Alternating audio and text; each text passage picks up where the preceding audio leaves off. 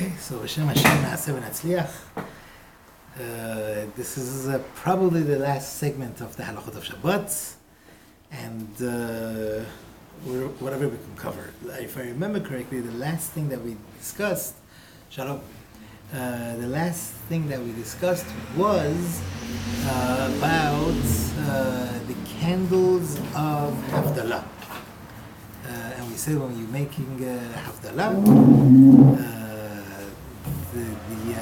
one should look at the light, the fire, the reflection of the fire on their fingernails, and also try to look at the lines in one's palm, whatever for whatever reason, and that is they say it's a bracha. It'll bring a person bracha. And if you remember, we said the Zohar says that one has to bend four of their fingers and hide their thumb with their four fingers and see the reflection. It should be facing, the hand should be facing them. That means there's a light here, there's a fire here, and the hand should be facing, and should be looking at the reflection in their hand. Okay, so that was that. That was from the Ari Kadosh. This last thing to cover the thumb. Now, a candle that was lit for kavod. That means it was lit for kavod, but it wasn't lit for lighting. When you have a party, you just lit the candles for chatan and kala, like like a romantic dinner for chatan and kala, or someone very important came,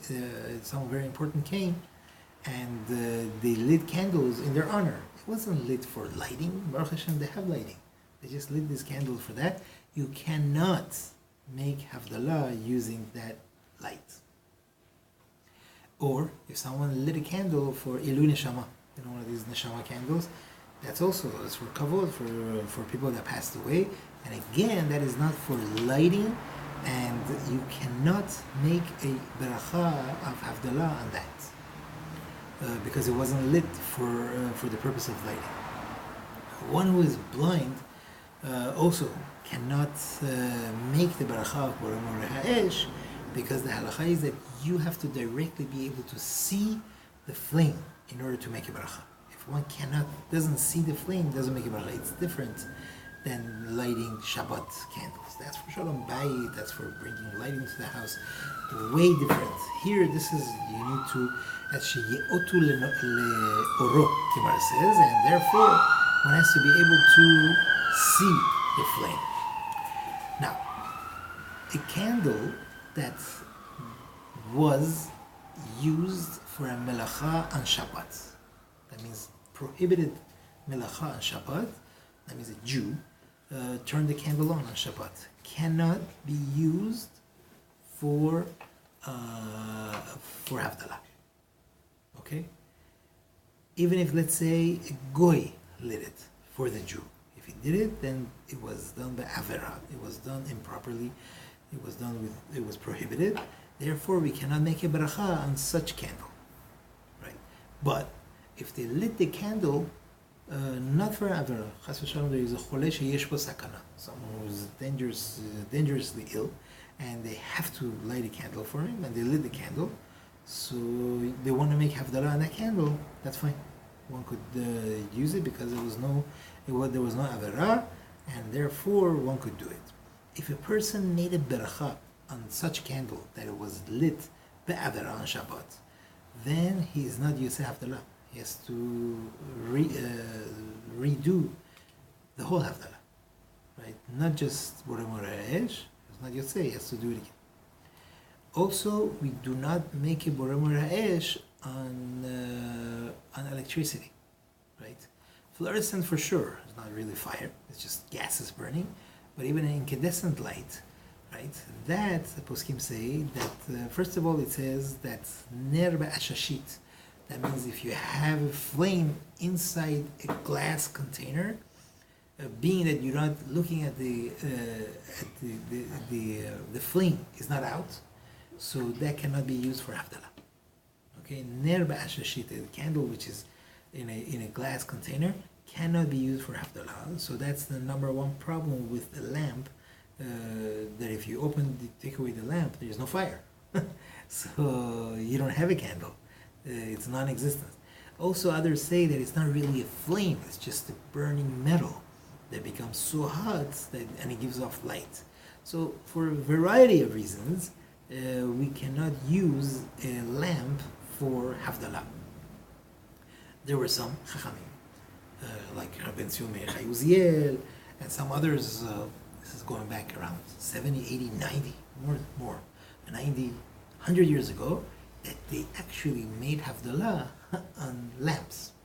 They wanted to show that this is fire. So they wanted to show everyone that it's fire, and they did it purposely.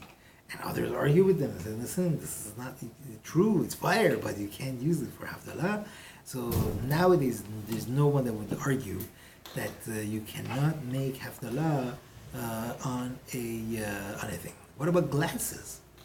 Based on what we just said, if there is a fire inside the glass, you can't make Havdalah on it. What about there? Should we take off our glasses to say Borei Moreh Ha'esh or not? No. Why? Because the fire is free. It's just something that we could see better through, i.e. the glasses, and that's what we're using. That's perfectly fine. We could go ahead and make Beracha Borei Moreh Ha'esh even if one is wearing glasses. They bring a thing like, one of the poskim says a person that's reading the Torah, he should remove his glasses to read the Torah, because then there's something in between. And even on that, they argue. They say, no, he has to see what he wants from. Now, if a person sees the flame, we just mentioned that you have to be able to see the flame. If a person does see the flame, but it bothers his eye, he can't look at the flame because he has an eye problem, right? He could still make a bracha, because after all is said and done, he could see the flame, and he does benefit, from the light, because this candle could give light to all over other places. He just can't look at the flame itself. But if he can't see, it's impossible for him to see the flame. That means the flame, let's say, is behind the wall. Even though he sees the light of the candle, then he cannot make a bracha from it, because he has to be able to benefit directly from the flame. Let's say you're in a big, let's say there's a Shabbaton in a hotel, and they're making Havdalah in a big room, and this person can't see the flame. It's just blocked. There's a wall there, there's people there. You can't make Borei Moreh Ha'esh. You have to go closer to the light and to be able to see the flame in order to make a beracha of Borei Moreh Ha'esh. You just have to see the flame, or it's not also have to with your nails? Well, we said that, you're right. You have to come close. It has to be close enough, even if you don't benefit from it directly like the thing, but it has to be close enough that you would be able to benefit from it, right? The lights were off. You have to use it. Now, halachically, there is no need to turn the lights off before Borei Moreh Ha'esh, so that we'll be able to use the light, as long as you know that you could benefit from the directly from the light. That's good enough. So you have to be close enough. You can't be at the other certainly side of the room, even if you can see the flame. That's correct. Now, even if you're very close but you can't see the flame, you still can't make your bracha. It has to be close enough and that you could see the flame. You need both. Right? Is that clear? So a lot of people, they don't know. They just let's say they're in shul, they just go like this, they think, I don't know what that does. It doesn't do anything. You gotta get. That's why we mentioned before that it's the best thing for a person to make Havdalah at home. That's the best thing. Although it's important, very important, to make Havdalah in shul, because there are some people that wouldn't make Havdalah otherwise. But it's a very, very, very important thing that a person should do it at home. Closer, and everybody comes close to the light, and they use the light and they benefit from the light. That would be the best thing. There are some that after making Beracha Borei Moreh Ha'esh, they say some pesukim. I don't know. That's wrong. That's a hefsek. Because Havdalah is one piece. Is Baruch Atah Hashem Elokeinu melech haolam borei perei gefen. Then Baruch Atah Hashem Elokeinu melech haolam borei atzeh b'samim, or mineh b'samim, or atzeh isveh b'samim, or whatever it is for smell. Then you say Baruch Atah Hashem Melech Haolam Borei Moreh Ha'esh. Then you get to the main beracha of Baruch Atah Hashem Elokeinu Melech Haolam Hamavdil ben kodesh l'chol uven or l'choshech uven Yisrael la'amim uven yom ha'shevi l'shem ha'aretz. It has to be one package. So you start saying pesukim, even if the guy is waiting for you, it's a hefsek. You're making a hefsek, a stopping between the beracha Borei Peri Gefen and the rest of the berachot and the finishing of the Havdala. And we have to explain to them, like, you can't fight them, you can beat them up. But I have to explain to them that, like, it's not a good thing, and you should have kavanah for the beracha. And it gets worse because the guy is not going to wait for them to say all the pesukim. He's going to say the beracha. All these tzaddikim are saying Torah, Navi, he's just going to miss out on Havdalah.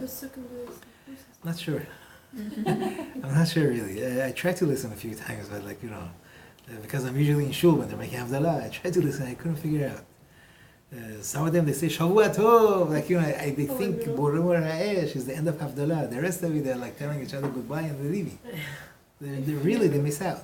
If somebody's talking in the middle of Havdalah, like while they're listening to it, but they're yotze from the other person saying, but you're not yotze. They're not yotze, right? So if you talk, you're not yotze? 100%. 100%. Because the whole point is, we discussed this before. Imagine, where does this come from? It's called Shomea Ke'oneh. One who hears is as if he is saying it. So imagine, you're saying Baracha, Baruch Atah Hashem, so Shavua Tov, take care, Elokeinu melech haolam, send regards, Borei Ha'esh, could you imagine, this is really what it is, if they're talking, that's exactly how the scenario is. So the whole idea is that it's as if I'm saying it. That's why you can't even say Baruch Hu Shemo, because that's you're stopping in the middle of the Baracha and saying Baruch Atah Hashem, Baruch Hu Shemo, Elokeinu melech haolam, Borei Ha'esh. So what if, let's say my dad is saying Havdala and we're all sitting and there's someone passing around. And let's say my sister's kind of zoning out and he's to smell it. Is that considered hefsek? No, it's okay. You're not talking. I don't know. No, what if somebody needs talking, something for the Havdala and they have to talk for it? That's a little bit different. I'm not sure whether is it like the beracha of hamotzi, right, or not? I don't know. We have to think. I have to look into it, but most probably I would say that it's an issue. Most probably I would say it's an issue, but Be'ezrat Hashem will look into it, see what the halacha is over there. Let's say he says we forgot to light the thing, the candle. He says Borei Peri Gefen, and then he says Borei Atzir, then he says they forgot to light the candle. He says let's say they don't hear him. Let's say they don't get the message. So he says go bring the matches, for the. Can he just get it himself, or is that considered hefsek? Well, he could get it himself. No, that's not hefsek, for sure not. The walking is not hefsek. Imagine you're in the middle of Shemona Esrei, right? And excuse me for saying it, one of the kids is sitting next to you and he's a dirty diaper. It's asur for you to say Shemona Esrei, near a dirty diaper. So what can a person do? Walk away. Walk away. Really? Right. What if the kid follows you? you gotta do something. But walking is not considered hefsek. That's what I'm saying. You can't go change the baby and come back, or no? Whew, that's no. Imagine you're talking to the king. You say, yeah, but what else are you gonna do if he's gonna keep following you? You just finish right there then? Can you tell somebody else, can you change his diaper? There's no one in the house. Okay, let's say there is, but they don't, let's say the mother is davening and the teenage daughter is not paying attention. She can technically change the diaper, but the mother has to tell her, please change the diaper. The mother could walk towards the teenage daughter, and then when the child who is following the mother is following her, and then he could point. Maybe she doesn't get it. Can you write a note? Don't make it so tough. Some kids just don't get it. Well, I think that would be the best thing. There's no other choice. There's no other choice. Talking is a problem. So walking is never enough. Walking is not. I mean, if you don't have to, don't walk around. Right. Obviously. Right. You're not in the park. Yeah, walking is not a problem. Talking, making noise, talking like moving your lips is a problem, or talking in general? If a sound comes out, the words are formed, is a problem. But if a person goes like that, not doing anything really. So you could do it. All right. Where were we? We said, if someone talks in the middle of Havdala, then we have that issue. Now, when this happens, the father is in a rush. He's making Havdala, and he says, Baruch Atah Hashem, Ribono Haolam, Borei Aseh B'Samim. He smelled it. He gave it to some other guy. He ran out of patience. And he says, Baruch Atah Hashem, Ribono Haolam, Borei Mara'esh. Baba, they're in the middle of smelling the thing. Don't do it. Wait. Do Borei Mara'esh, do the thing, and then listen to the Beracha of Havdala, and then afterwards, take the whatever it is, the Besamim, make a Beracha, and do it. Yeah. After Havdala is over, and after the person drank most of the cup. Very important.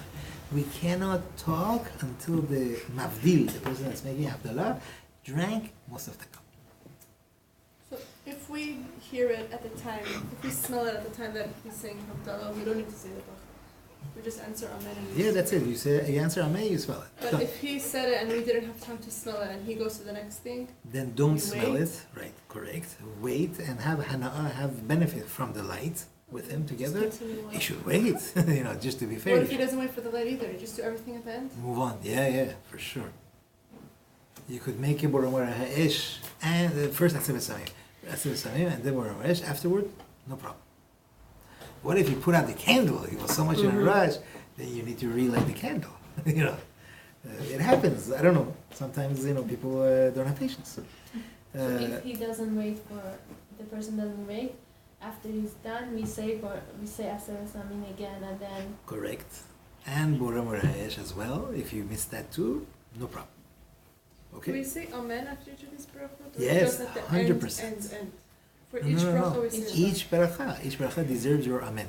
You remember what we discussed about Amen a few weeks ago?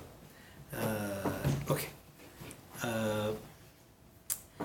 If a person comes to make Havdala, he searches the whole house. He doesn't find any besamim, and he doesn't find even matches for fire. What should he do? Should he make Havdala or not? He only has grape juice, let's say. Yes. You say Borei Peri Gefen, and you say Baruch Atah Hashem Elokeinu Melech Haolam, Hamavdil Ben Kodesh L'Chol. You say these two barachot, and then later, when he gets a hold of a candle, makes a Borei Mara'esh, and when he gets a hold of the Besamim, makes a Besamim, right? Until the morning, until daybreak. That means even after dawn. Let's say dawn is what time now? I think let's say 5-ish. A little bit after, until it's getting light, until around Hanetz, he could still make Borei Mara'esh. After that, already is redundant. It's light. But until then, he could do it. Until it becomes light? Right. Until it's dawn? Right. I remember someone went to the hospital on Motzei Shabbat. They didn't get a chance to make Havdala. And so by the time, she gave birth, it was 2-3 o'clock in the morning. He told me, Rabbi, what do I do? I said, do you have any grape juice? Do you have anything? He said he found a bottle of grape juice. One of some other person that had come over Shabbat, they had leftover grape juice. So he says, but I don't have a candle. I said, make Havdala with whatever you have, and then make the other barachot later on in the night.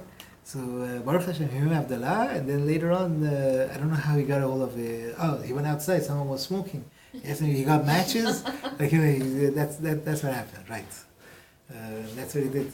The Samim he didn't have, I think. But okay, that's it. Baruch Hashem, he did that. So what happens if you don't make it in time for by the next day, or you don't? Then you don't. You just go without it. Yeah, it's over. You just say the No, we'll get to that. Well, let's finish this. Someone walked in. They were making Havdala, and I don't know. One of the kids was in shul, and he comes home. His father already started Havdala. He already said Baruch Atah Hashem Melech Haolam, Borei Peri Gefen. He also said Borei Aseh B'Samim. He also said Borei Mara'esh. And as he walked in, he's saying Baruch Atah Hashem Elokeinu Melech Haolam, Hamavdil Ben Kodesh L'Chol, Uben Or L'Choshech, Uben Yitzhak La'amim, Uben Yom HaShishvi, Baruch Atah Hashem Hamavdil Ben Kodesh L'Chol. Is that good enough? Yes. Yes. He was Yotzei Havdala. He's not going to drink the wine, so he doesn't have to listen to the wine. And the other two barachot he could make later. How is that? You heard Havdala, you say with the Berach Havdala, and that is fine. That's good enough. So then we said that a person must make sure to wait until the person who's making Havdala drinks the wine. Right? Not to talk before that, because that's part of the Havdala process, and he has to wait. Like, a lot of times, kids are in a rush. Let's go to pizza. Let's go to this. Let's go to that. Wait. You gotta wait until the person drinks a little bit of the wine, and then you move on from there. What was your question? I'm sorry. What did you ask before? Like, if technically it's okay if you just make Havdala with the wine, and that's it. If you don't have... That's what we said, right? If he doesn't have anything else, that's what he does. He just says, Bor Pri Gefer, and Hamavdil, and it's good. What if he doesn't have wine either? If he doesn't have wine either, then he doesn't. Doesn't make Havdala? He does not make Havdala. And he has until... Does he have until... He has until the end of Sunday. So what happens is like this. If a person either forgot to make Havdala, or... Sunday night. Forgot to make Havdala, or purposely said, I don't want to make Havdala. I don't know, whatever it was. Whatever the case is. Now, it depends. If this person didn't eat anything, then he could go ahead and make Havdala on Sunday the whole day. The whole day he has to make Havdala on wine, no besamim, no candle. Besamim is already, you can make as much besamim as you like during the day, but during the Havdalah, there's no besamim and there's no candle. But if he ate something already, Motzei Shabbat, they went out for pizza, and he had food, then forget it. There's no Havdalah. Lost Havdalah, right? Or Sunday finished, or it's already Sunday night, we say it's a safek berachot, and we say there's a big argument on this. Some say you have time until Tuesday for Havdalah. But Maran Shulchan Aruch says that no. We say safek berachot lahakel, and we don't. I missed that. If the Sunday night thing is true that if you eat, you don't make it, what about somebody on Motzei Shabbat who eats before Havdalah? Same thing. They also don't If make he Havdalah ate, anymore? then he can't make Havdalah anymore. Are you serious? Yeah. Can they hear somebody else's Havdalah? Yes, that would be the recommended thing to do. If he ate, and now, I guess he was very hungry, so then that's what he does. Poskim bring down that in order to show how much we love mitzvot, this is already, the Mordechai was one of the first ones that brought it. Mordechai was about 700 years ago. Why is he called Mordechai? Because his family's name was Mordechai. Whoever was from Mordechai is Mordechai. So his name was Mordechai. They call him Mordechai. So anyways, he writes that his Rebbe, after he would drink from the wine of Havdalah, he would put water in the cup and to drink that too, to show how much they loved the thing. And then whatever was left, they would wash their face with that, just to show the love that they had for the mitzvah, for the mitzvot. Havdalah is such a dear mitzvah, and Chachamim tell us, sheyareh mitzvah, leftovers of mitzvah, ma'akevim et hapuraniot, they push back terrible tragedies. Even imagine what the mitzvah does, mitzvah itself does, but the leftovers of mitzvah. This is the wine leftover from Havdalah, such a dear mitzvah. With that, it could push off terrible things. I'm sure in Iran they would dip their finger in there and rub it all over. There's a whole system. That's why they do that? Yeah, that's to show how dear it is. On the candle? That too, right? To show how dear the mitzvot are. Look, they say the aravot that they bang on the ground for Sukkot. You save that, and that saves people's lives. These are all the same idea. Sheyareh mitzvot, the leftovers of mitzvot, ma'akevim et hapuraniot, they push back. They push back terrible things, tragedies, chas v'shalom, that could happen, push them off. Same thing here with the wine. Kabbalistically, what they do is they put it on their forehead, they put it on their eyes, they put it in the back of the head, different things that they do. Persians, they like to stick them in their pocket, more money. But, yeah, it helps, you never know. Okay, so, yes. So if you eat, but you're still in Shabbat. So okay, that's fine. At the so continuation. So it's between, if you say Hamavdil, and then you eat, and then you're out. If, let's say you finish eating. So that was shiur a few weeks ago. Let's say you're eating Seudah Shilishit, you've washed for bread, you're eating Seudah Shilishit, you could continue until 11 o'clock at night. You're still with Shabbat, right? If you feel like making Havdala in the middle, right, that's fine. You could do that, and then the question becomes, do you say Retzeh? You don't say Retzeh because you already came out of Shabbat. But the best thing to do is to say Birkat Hamazon, and then if you want to continue later, walk out of the house a little bit, come back in, and then do Seudah Revi'it. That's where we're at. But that's fine, because you're still in Shabbat, you're still in the Seudah of Shabbat. That's perfectly fine. You can continue eating, no problem, right? Even though you didn't make Havdala yet, because you haven't finished Shabbat. But once you finish Shabbat, right, you say Birkat Hamazon, then you can't eat until you make Havdala. Right? What if you make Birkat Hamazon before Shabbat's over? Okay. And then you eat again? Oh, Do you remember we said this halachot? You weren't here. Make Havdala then? If a person ate Seudah Shilishit at 5 in the afternoon, Shabbat is over at 8. Sunset is at 8. No. So say a person ate, and they said Birkat Hamazon after sunset, but it's still technically Shabbat's not over. Still within those 13 minutes. Can't eat anymore. Past the 13 minutes. You're right. So let's say he eats. Could he make Havdala? Because we said if you now eat, I get you can it. make Havdala. But Shabbat's not over. And they eat. They eat at that time. They're not supposed to eat. And that's already time to make Havdalah. No, because Shabbat's not over yet.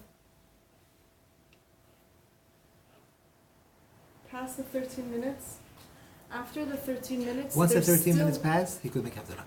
Really? Reality Even though is... Shabbat's not over? Right. The reality is that he could. Can he do melachot? We say be machmir and don't do any melacha, right? But Havdalah he could do.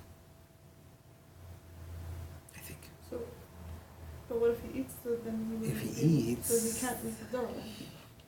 I don't know. That's a good question. Really good question. I don't know. That's so scary. I never thought that It it's doesn't- so... It doesn't really strict. happen. No, that doesn't really happen. You eat, I don't know. I can't think of that happening. I can imagine that happening. But okay, that's a good question. Let's see. Too many good questions today. What was the first question that I said we're gonna figure out? Anyone? Oh. It was something about, I don't know.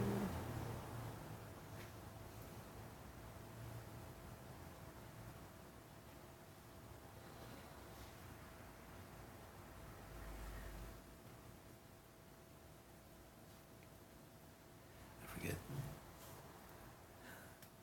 Okay, we'll see if I remember. Now, just the last thing before we finish. Bezat Hashem. Seudah Revi'it. It says it's a mitzvah to eat Seudah Revi'it on Motzei Shabbat, right? With bread. Extremely important. How much they talk about it, it's and that's why they say a person should not indulge himself too much for Seudah Shilishit, so that he'll leave room, especially in the summer days. In the summer days you eat Seudah Shilishit late, and by the time you finish, it's 8 o'clock, whatever it is, it's late. But the person shouldn't eat so much, so that for Seudah Revi'it, he'll leave some room, even if you could eat just a little bit bread.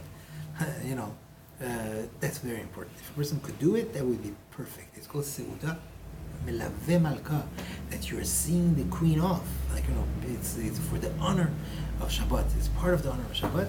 And if a person impossible for them to eat bread, then cake. And if that's impossible, at least the fruit, right? And also women, ladies are obligated, because we're talking about the kavod of Shabbat. There is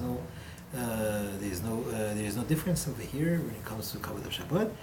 Ladies are also obligated to do the mitzvah of Seudah Revi'it, the fourth Seudah. And it has a segula, it has the strength that Bezat Hashem, they would have an easy birth. It is more correct to eat Seudah Shilishit with the clothing of Shabbat, to show that I am doing it for the kavod of Shabbat. But if he can't, he already just wants to get out of the Shabbat clothing already. He could still eat it, it's fine.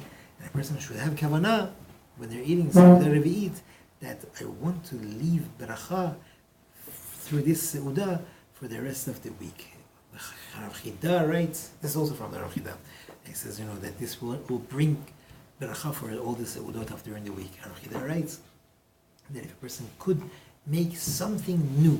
Don't eat leftovers of Shabbat food for Seudah Revi'it. If you could make something new, that would be the best thing. The best. I'm sorry. Can you give some suggestion of what to Make do? pizza. Yeah. Is there a thing to eat meat? No, it doesn't say. Well, the example that the Gemara brings, one of the Chachamim, listen to this. He would do shechita 3 calves for Shabbat. Yeah. And he had a 4th calf, and he would just eat a little part of the calf, the whole calf, just a little part of it for Seudah Revi'it. His son told him, Abba, why don't you just eat from the Shabbat leftovers? He said, okay, whatever you say. So he ate from that. Comes the lion and ate that 4th calf that he had set aside, ate it. So you see, and that's what our Chida brings. It says, listen, you see from here that a person should try to make something new. Something, it's not such a hard thing, like, to make something new.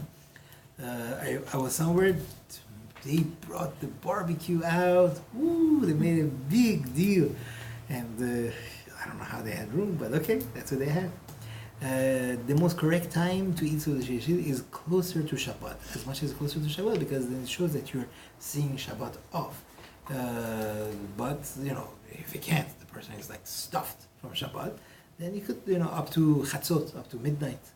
But even if he didn't do it, right, even if he didn't get a chance to eat, even later, 2 o'clock, 3 o'clock at night, no problem. He could do it. Gaon Vilna one time before dawn on Sunday, he says, go check if it's dawn yet. If it's not, let's eat Seudah Revi'it. It's that important. Extremely important that a person should be careful with. It says in the Gemara that Chamin b'Motzei Shabbat melugma. That means melugma means it's a medicine. If a person eats, now it says Chamin. Chamin means hot. There's a question what that means. Should a person drink something hot, eat something hot, or take a hot shower? So you could do all 3. So it says melugma. That means it'll push away depression, and it'll bring joy and happiness, and it's a good thing for a person to say Chamin b'Motzei Shabbat melugma, to say it that it's a great thing to do. So some people say it's good to toast bread and eat it on Motzei Shabbat. So whatever it is, all these things are extremely important, and it's all really for the kavod of Shabbat. You're honoring Shabbat more by doing What's the pasuk? It's not a pasuk, it's a saying. The Gemara says, Chamin b'Motzei Shabbat melugma. Melugma means medicine. It's a medicine. Chamin, warm things. On Motzei Shabbat, melugma, right? Mem lamed vav gimel mem aleph. Melugma. That means it's a good thing. All right, I want to thank everyone for sticking with this halachot of Shabbat up to here, and Baruch Hashem, we were able to pretty much finish. Oh yeah, see you.